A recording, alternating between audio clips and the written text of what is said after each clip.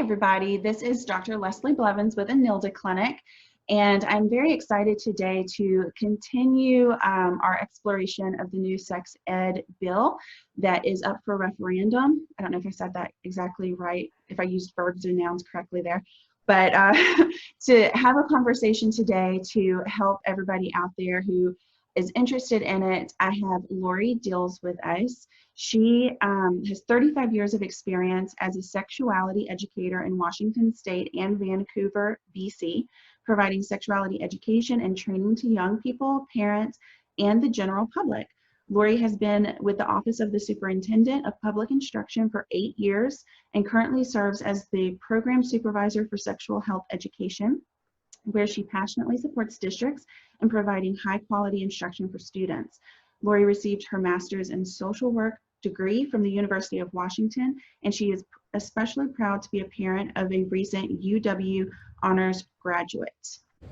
Hi everyone, I just want to interrupt real quick and ask you to subscribe to our learning newsletter. You can do so at enildaclinic.com, right on the right side where you're watching this video, or at YouTube by hitting the subscribe button. All right, thank you for being here, Laurie. Yeah, thanks for inviting me.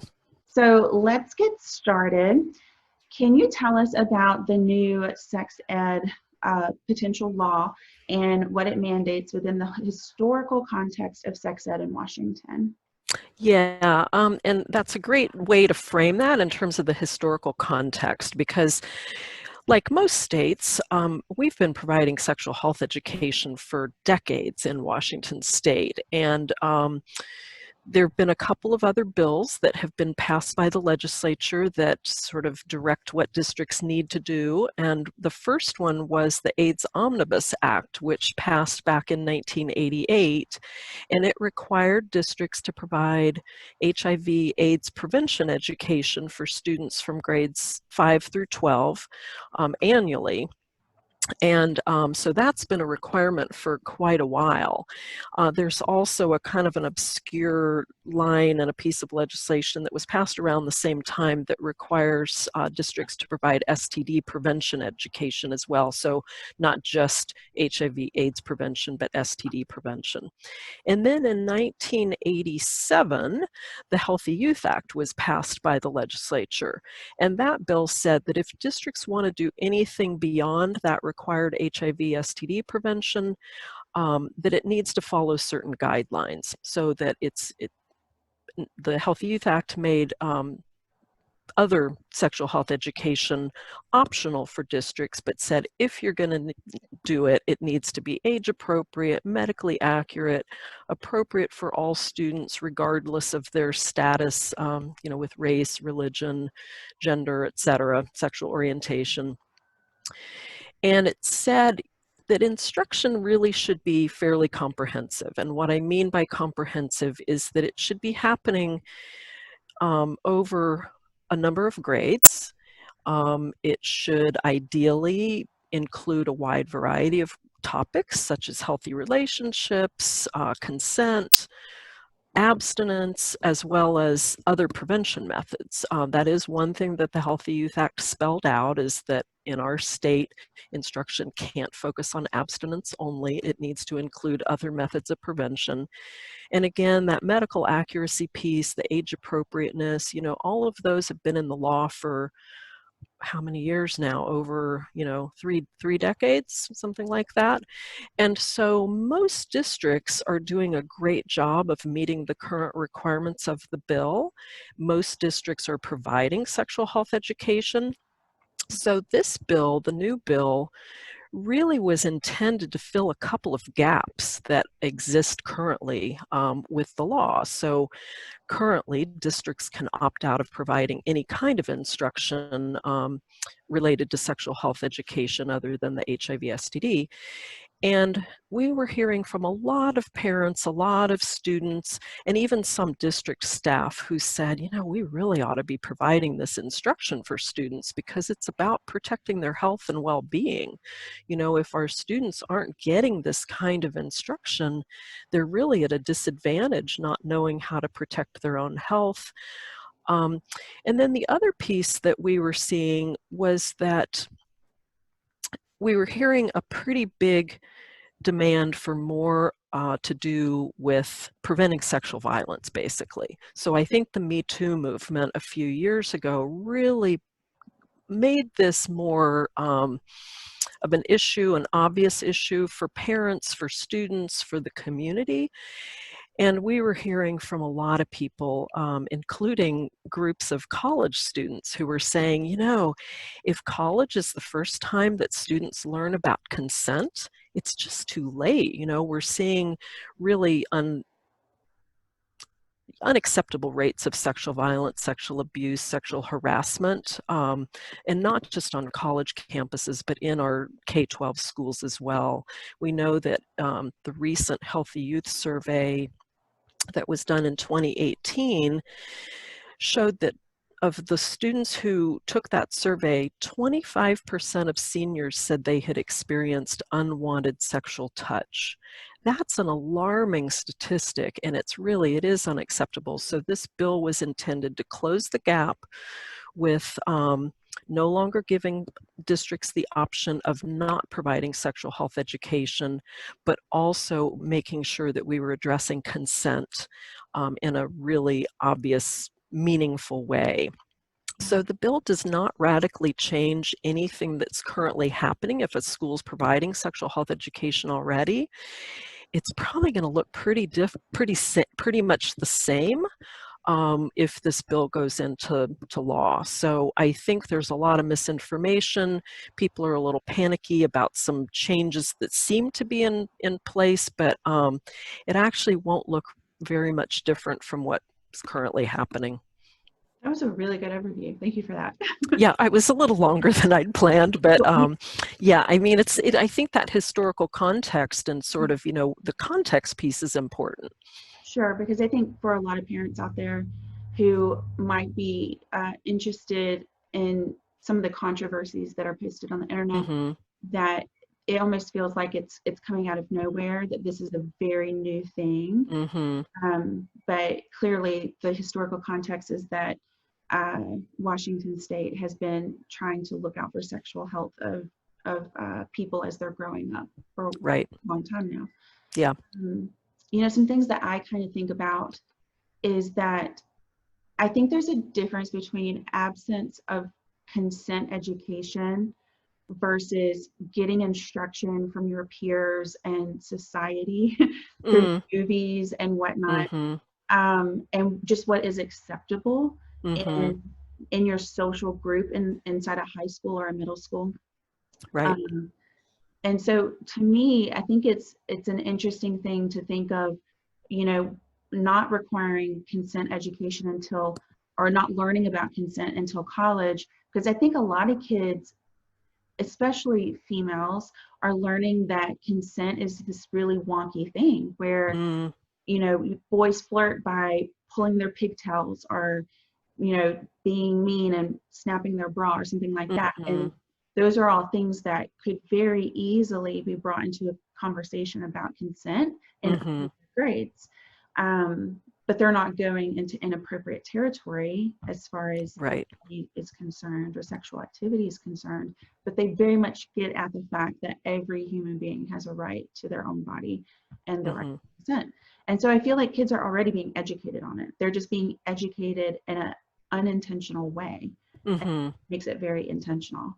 So, no, you make a really good point, because I think one of the things that would be most effective is not just providing education in the classroom on what consent looks like and how do you give consent, how do you accept consent or non-consent, like if somebody says, no, I don't want to do that, whatever it is, whether it's hugging, hand-holding, picking somebody up, borrowing a phone. I mean, all of those things are related to consent. This isn't just about sexual activity.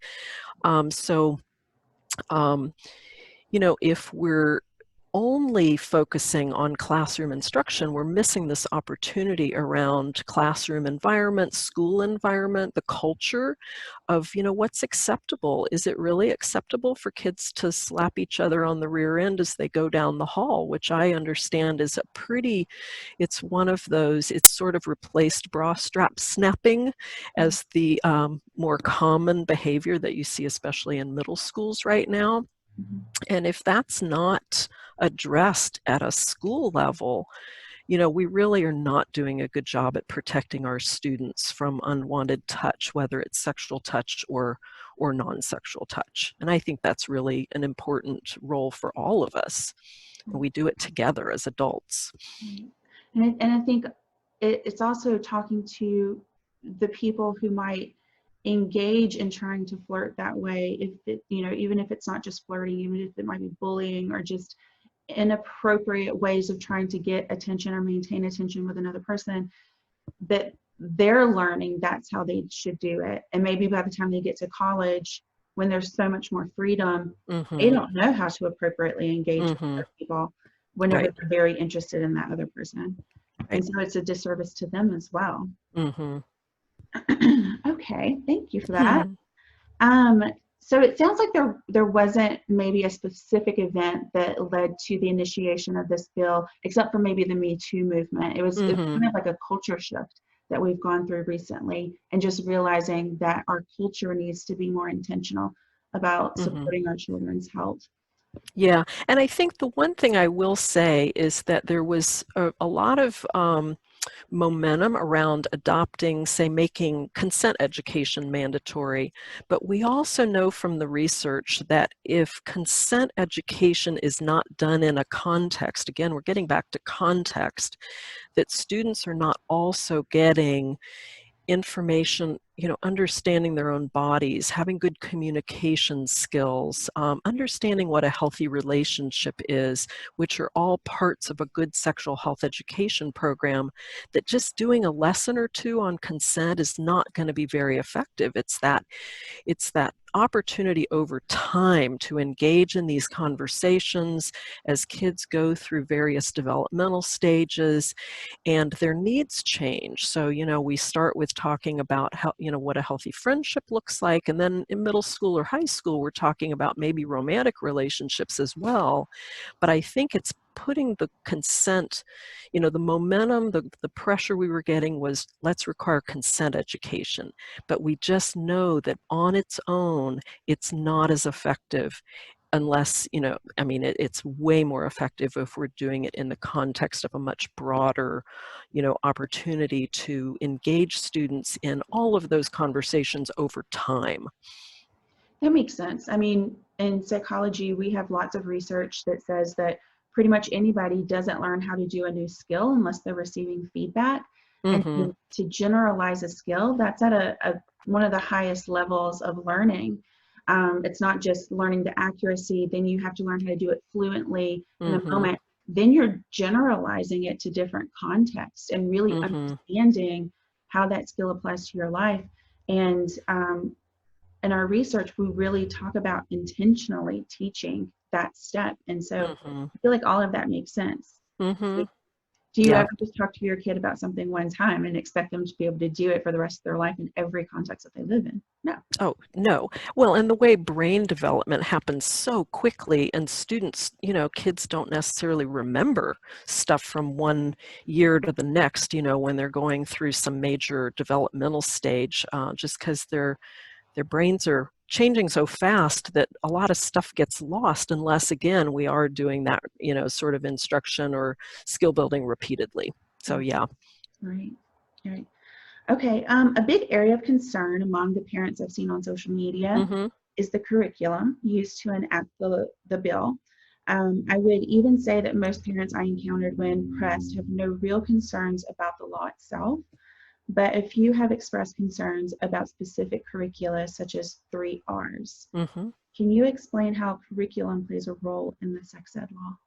Yeah, so one of, I think, the really strong positive aspects of the bill is that it leaves the curriculum decision in the hands of the district. And that's the case currently with the Healthy Youth Act, and that would continue if Senate Bill 5395 goes into law. We know that every community in our state is different. You know, we don't have a one-size-fits-all approach to anything pretty much in Washington state. Within education, we give a lot of the decision-making power to districts in our state for a good reason, just because our state is so varied. And we know that currently districts are working pretty closely with community advisory groups that include parent feedback, et cetera, and that would continue. So that if a district doesn't have a curriculum in place already, if they're not already providing sexual health education, the bill actually requires that districts work with the community, including parents, in making those curriculum decisions. And there are dozens and dozens of curricula out there for districts to choose from. So there's not one curriculum that's required. There's not one that we're recommending. The 3Rs curriculum is actually one of the more comprehensive curricula, and a lot of people would consider it maybe one of the most progressive curricula out there. It's not a good fit for every district. You know, we know that, and districts know that too. The other thing to think about is that districts can pick and choose lessons that they want to use. There's, you know, adopting a curriculum doesn't necessarily mean using every single lesson. Again, it's something that would be custom designed at the district level to meet the needs of the community. The one other thing I'll say about 3Rs, just because it has been the object of so much controversy, is I have seen several really disturbing social media posts that misrepresent the curriculum. So several of the posts I've seen take a lesson from the 3Rs curriculum and overlay an illustration from another book that's not part of the curriculum, or overlay pictures from internet sites that are not part of the curriculum. And so if parents are just looking at these social media posts that include these random, well, they're not random, they're specifically selected illustrations that I think sort of are meant to alarm people. And I would be alarmed, to be honest, you know, if some of the illustrations that I've seen were actually being used in a classroom. I'd be very concerned, you know, both as an educator and a parent. But the fact is that the curriculum is being misrepresented. So again, it's more progressive than maybe a lot of districts would choose, but it's not as radical as you would think looking at those social media posts. And I'll just say, you know, the biggest question we're getting right now, based on those illustrations in the misinformation, is, are you really teaching about sexual positions at the 4th grade level, the 2nd grade level, the kindergarten level? You know, it varies. No, we would never teach about sexual positions in the classroom. That would be inappropriate. It would be unethical, potentially illegal. But you know, it's unethical to do that. It's just not part of a sexual health education curriculum. Right. Yeah.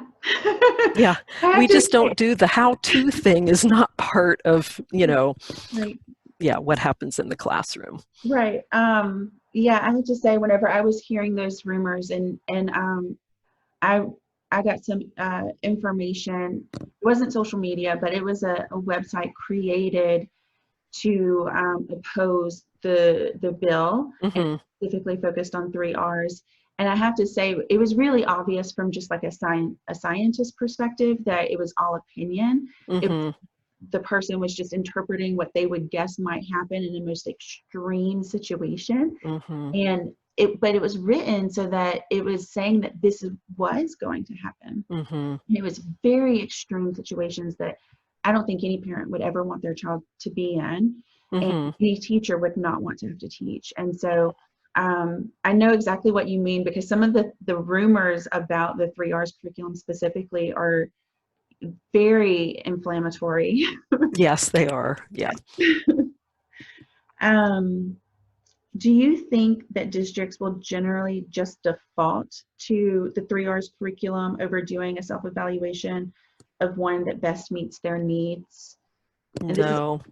you Oh, can, sorry. Keep going with your question. well, I feel like you've kind of already started to answer this a little bit, and I feel like it kind of leads into the next question, which I'll go ahead and go to because you sort of have Okay. answered. Um, I think the reason why it's important is that many parents, not many, but some parents have expressed concerns over the cost of purchasing a new Mm. curriculum.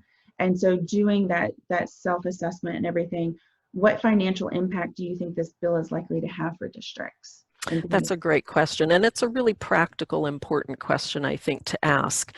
So I think the impact is going to vary quite a bit. It will depend a lot on whether a district is already providing sexual health education. Like I said, I think we determined through some data collection that at least 3/4 of districts are already providing sexual health education at one or more grade bands. So most districts are already doing some sort of puberty education at the 4th or 5th grade level. Most are already doing puberty education again as a refresher or sometimes first time experience in middle school, and then going on to, talking about healthy relationships. That's sort of the typical middle school thing. It's puberty and healthy relationships. And then in high school, most districts, about 3/4, are already providing, those topics as well as, more detailed information about the reproductive system and how it works.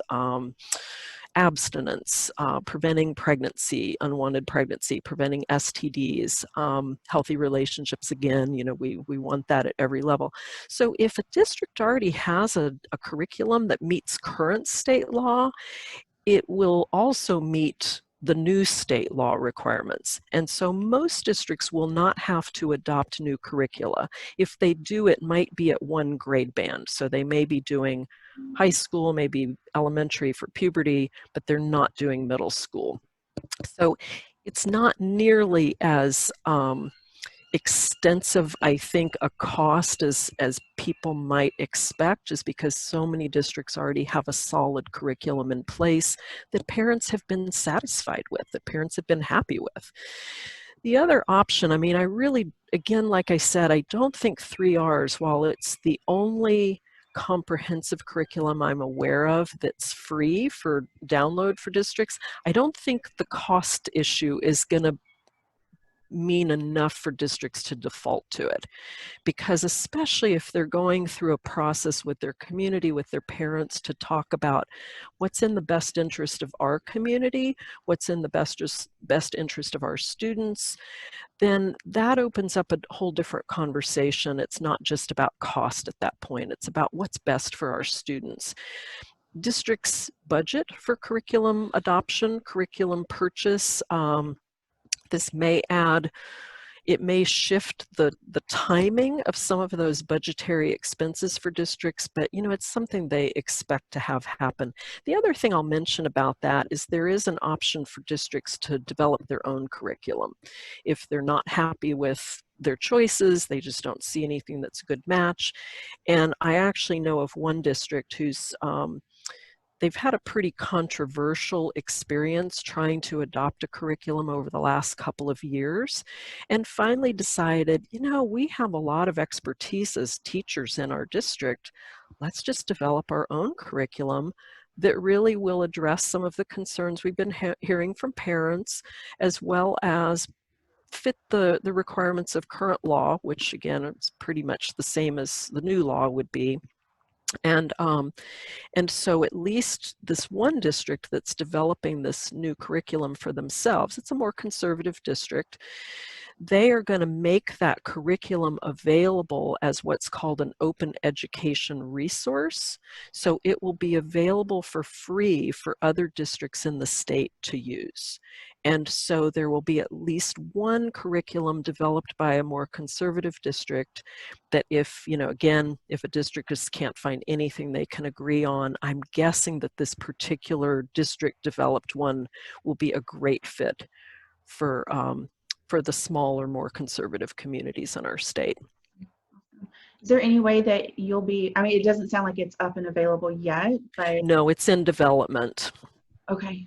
Okay. Yeah, and we will be reviewing that. We're actually required by law. The Healthy Youth Act requires OSPI and the Department of Health to review curricula to make sure that they do meet current state requirements and that they're medically accurate, et cetera. Department of Health does the medical accuracy piece of those reviews. And so the new district developed curriculum will go through that review, and we'll post information about how to access it on our website. That's what I wanted, was a link. Yeah, yeah, and I think their hope is to have it done. It probably won't be ready by the beginning of this school year, just because they've got to go through several steps. But I think by the end of the year, the calendar year, they should have it available. A lot of districts do their sex ed in the spring anyway, so I think that's what they're aiming for, is to have it ready to roll out for spring. Okay, cool. I have a follow-up question. So I've already done one sex ed review video for everybody out there, which I'll put a link to that at the top of this video. But you very graciously watched it. I did, yes. Yeah, and I enjoyed it. Thank you. Thank you. And you actually helped me find resource information for that video, because I wanted to make sure I wasn't using anything like that was inflammatory or anything like that, only first source information for that video. And so whenever we were emailing back and forth, you mentioned that instruction for the social emotional skills would be more than just a lesson or two per year. In my video, I focused on the K through 4th grade, or is it K through 3rd grade? K3, yeah. K through 3, and that's all social emotional. In my interpretation of reading it, it sounded like a lesson or two, but I felt like maybe you were thinking it's something different. Could you help me understand that better? Yeah, so social emotional learning is really more of an approach to instruction or approach to education rather than a content area that we tend to teach. I mean, there are some curricula out there, but really it's the good citizenship stuff that we want all of our, young students to know. It's about how to manage your own emotions, how to manage your own behavior so that you can interact with others in a classroom setting appropriately and effectively. It's developing empathy and respect for others, because we all of a sudden in kindergarten, some kids have never been to preschool, they've really never interacted with a lot of kids who may be very different from themselves. And so part of that kindergarten, 1st, 2nd grade experience is just learning how to get along with other people, how to communicate with other people. It's a lot about the boundary setting stuff. It's about, I don't know, it's about just, again, becoming a good citizen, and figuring out how to be an effective member of a classroom and a school community. And so those are things that you can't really do, if you're working with young kids, if you have young kids, that you don't give one lesson, you don't give one set of instructions about how to be a good friend or how to communicate appropriately or how to manage your own emotions. You don't do that in a lesson. You don't do that in one class. It's something that you're working with kids constantly throughout the day, throughout the school. I mean, if a district is doing social emotional learning well, it's happening in the hallways, in the classroom, in the cafeteria, on the school bus, on the playground. It's happening throughout the day where kids are being coached, they're being supported, they're being, they're learning how to get along with each other. So really, again, some districts choose to adopt a curriculum for social emotional learning. Most districts, though, and most early elementary teachers, it's just like, oh yeah, I mean, that's something we do throughout the day because that's part of how you get kids kind of acculturated to being, students.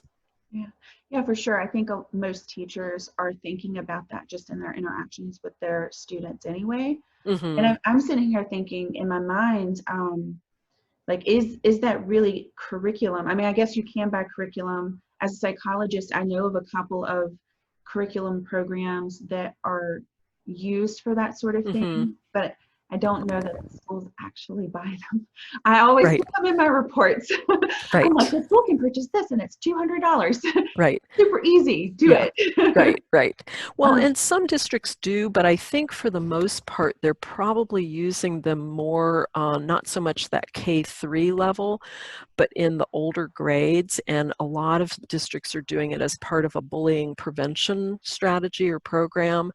And so really making sure that, you know, as kids move towards middle school in particular, that they're continuing to have some really clear opportunities to learn about what appropriate behavior is and how we respect other students in the classroom. So really, you know, and again, I get back to, I think one of the questions that you and I talked about the last time we chatted was, so why is K-3 even included in this bill? Like, why does it go down to kindergarten?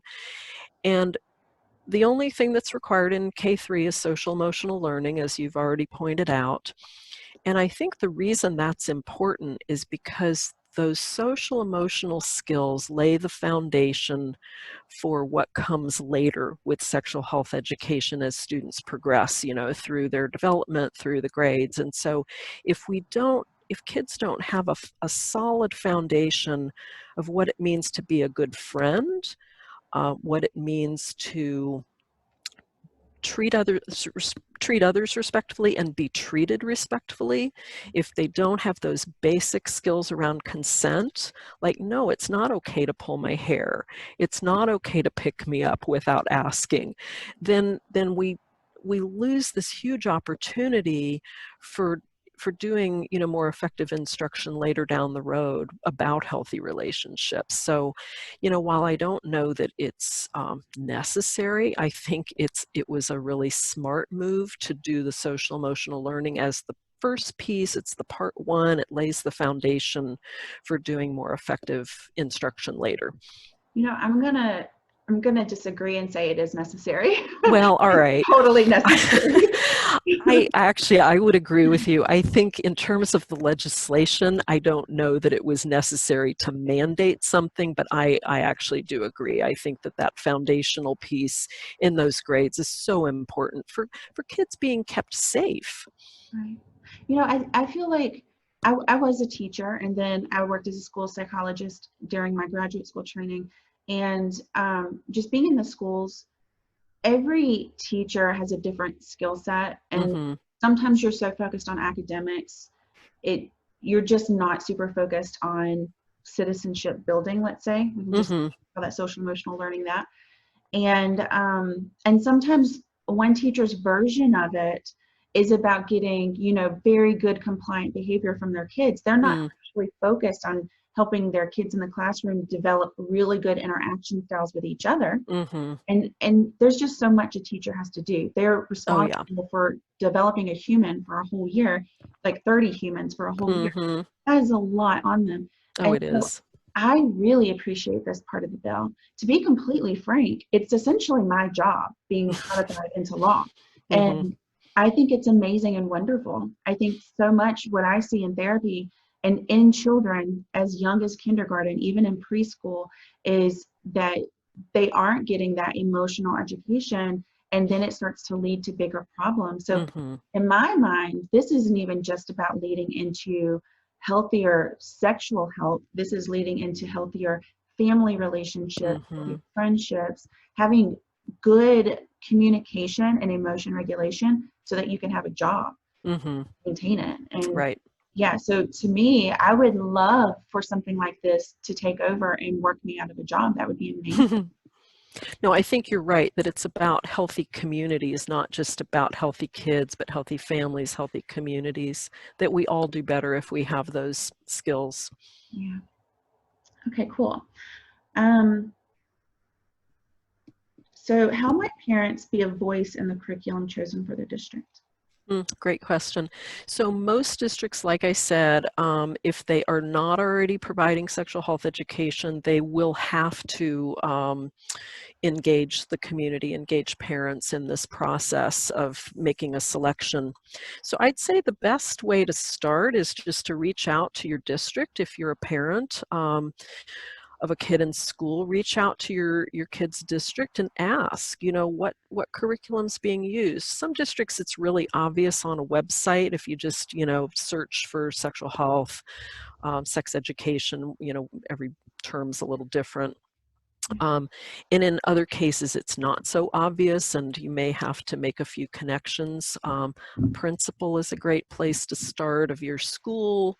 The district curriculum developer would be really good, or sorry, curriculum director would be a good person to contact, or the superintendent's office. And most websites for districts, have an email link that's pretty easy to find for, how to contact us. Or just give a call to the district office and ask, who can I talk to about sex ed? And so most districts really welcome parent involvement in that. And I really, as a parent myself, when my daughter was, going into various grades, changing schools, of course, because it's my profession, it was one of the first questions I asked, so what's happening with sexual health education now that she's entering this new school? Is it being provided? What curriculum's being used? And I actually felt like my daughter's district was not using an evidence-based curriculum. It wasn't something that had been shown through research to be very effective. And so, as an informed parent, I was able to talk to, the district and say, actually this particular part of your program has been shown to not be effective. And I'm happy to provide resources. I'm happy to have a conversation about some other resources. So depending on what your comfort level is and, how much you know about the topic, you can have different kinds of conversations with your district. But I do think, districts should be transparent about this. It should be something that parents can easily access. And if it's not easily accessible, then that's a problem that I think parents have every right to complain about and potentially even go to their school board about if they don't get the information they need. Sure. And that brings me to my next question. If a parent finds that they are still uncomfortable with their child being a part of the new sex ed curriculum in their district once it's finalized, what can they do?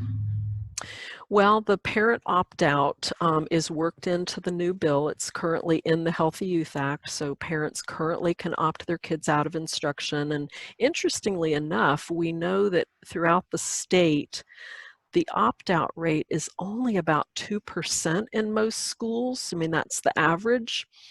And so it may be higher in some districts, 0 in other districts, but it's below 5% for almost every district in the state.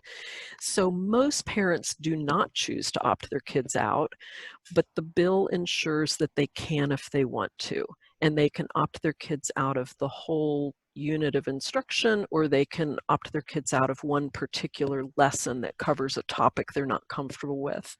And so the new bill actually strengthens parents' rights around this.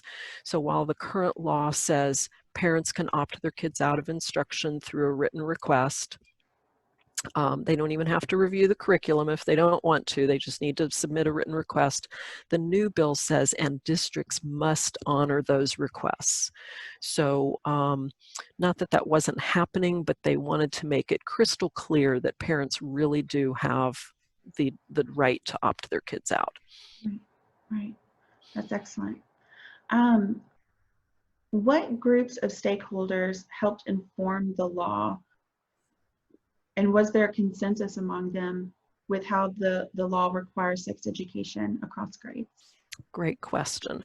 So before the legislative session this past year, the previous legislative body in 2019, I guess that would have been, asked OSPI, my agency, to convene a work group to sort of study the pros and cons, the merits and I forget what the merits and challenges of mandating sexual health education in our state. And they directed us to form a work group of really specific people who represented certain groups. And so we were limited. We couldn't go beyond those groups that the legislature told us to go to. So we followed the letter of the law on that, and it included not only educators, but parents as well. So we had parents from representing the PTA. So the PTA was one of the organizations that was included. There's a special education advisory committee that advises our agency on issues related to special education. We had a representative from that group involved. We also had the State Principals Association, the State Teachers Association, the State Superintendents and School Boards Association. I'm trying to remember, I'm spacing on all of the groups that were involved. So I'd say most of them were more education professionals, but we definitely had that parent component as well. And that group came to consensus that mandating sexual health education was in the best interest of students in our state. There also simultaneously, there was what's called a health impact review done by our State Board of Health that looked at all of the research they could find showing either the benefits or the downsides of sexual health education. And that overwhelmingly showed that there are health benefits, not just health, but mental health benefits for providing sexual health education. So that work group looked at all the research, all the data, and came to consensus that yes, it should be mandated. The one place where there was some disagreement among the work group was should it be mandated down to the kindergarten level. And I think the fact that the K-3 was defined as social emotional learning only was something that even those work group members who it's like, not sure about mandating it down to K, to kindergarten, I think they're all fine with the idea of social emotional learning because they know how important that is. So the other thing we did to get public input was we posted a survey online. It was just a what do you call it, like a survey gizmo, and we asked the public to weigh in, and that survey was open for, I don't know, 6 or 8 weeks. It was a good portion of time. It was not a scientific survey, unfortunately. We had, the results were about half and half of people who thought it should be mandated, people who thought it shouldn't.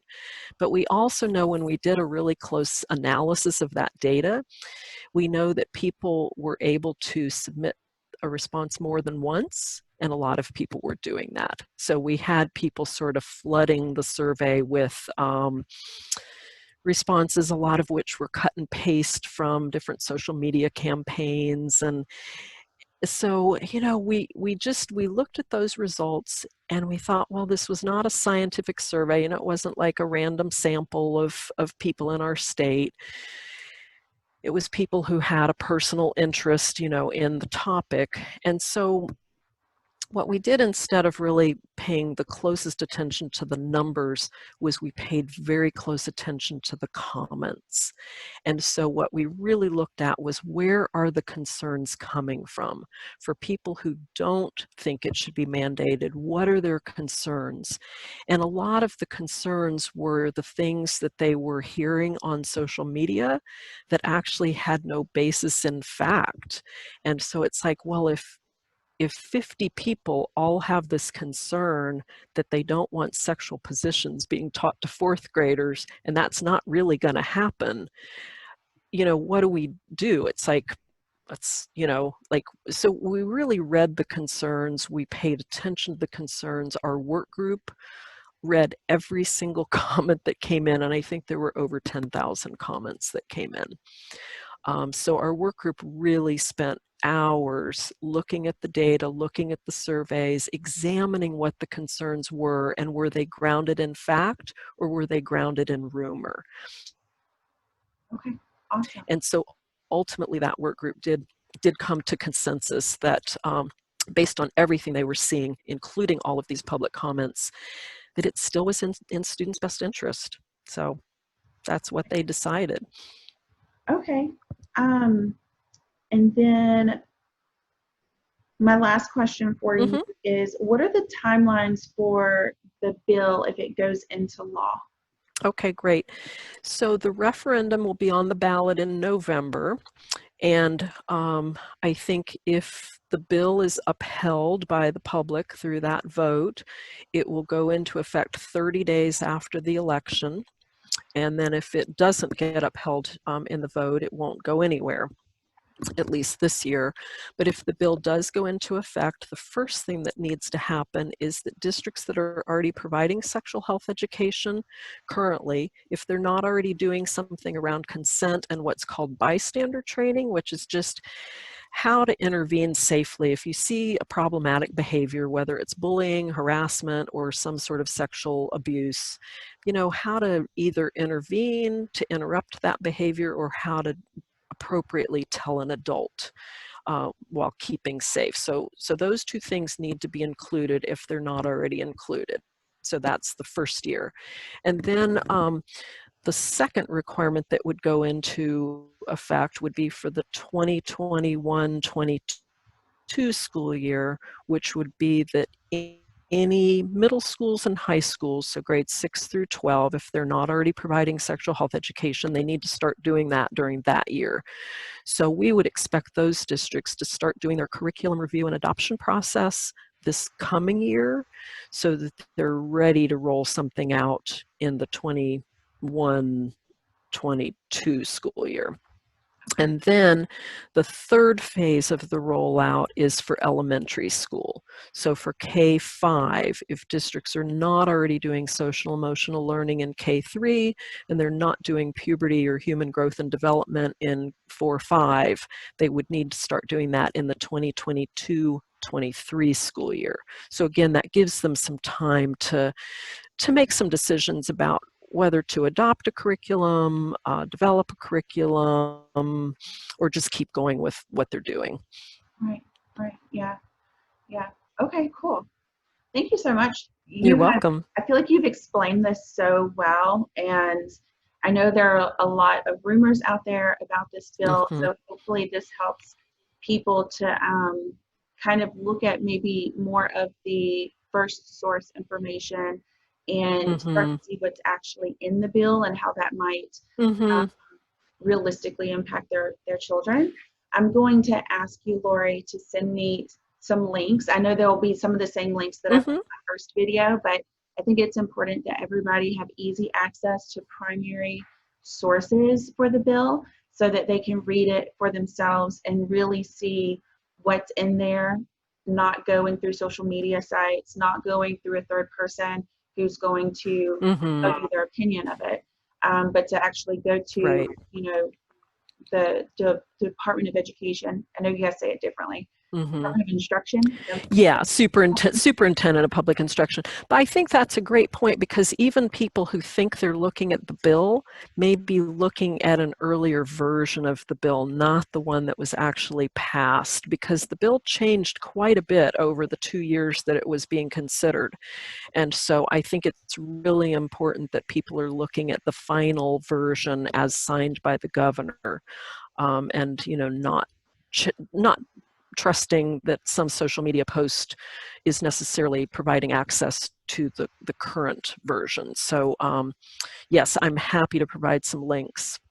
That's really important. Actually, I think that's what initially led me to reach out to you, because I couldn't find the bill. It was, I mean, I don't know, maybe I'm just not very good with looking things up, but like I could not, on the website, government websites, I could not find the bill itself. Right. So you sent the link to me to where I could finally get to the legit bill posted.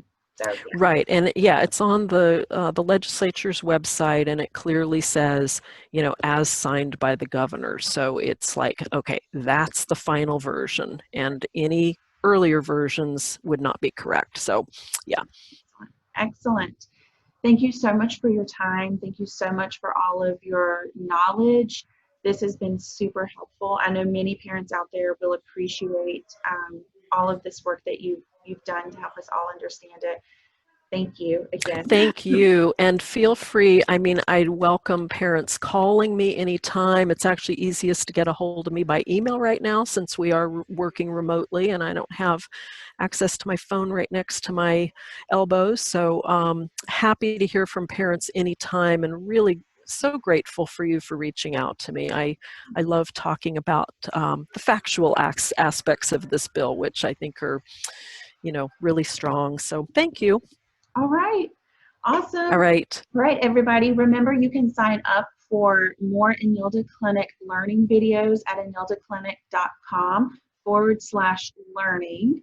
And be sure to do that because we're going to have lots more experts over the next several months and really good information for all you parents, teachers, and medical and behavioral health providers out there. All right. See you guys All next right. time. Thank you.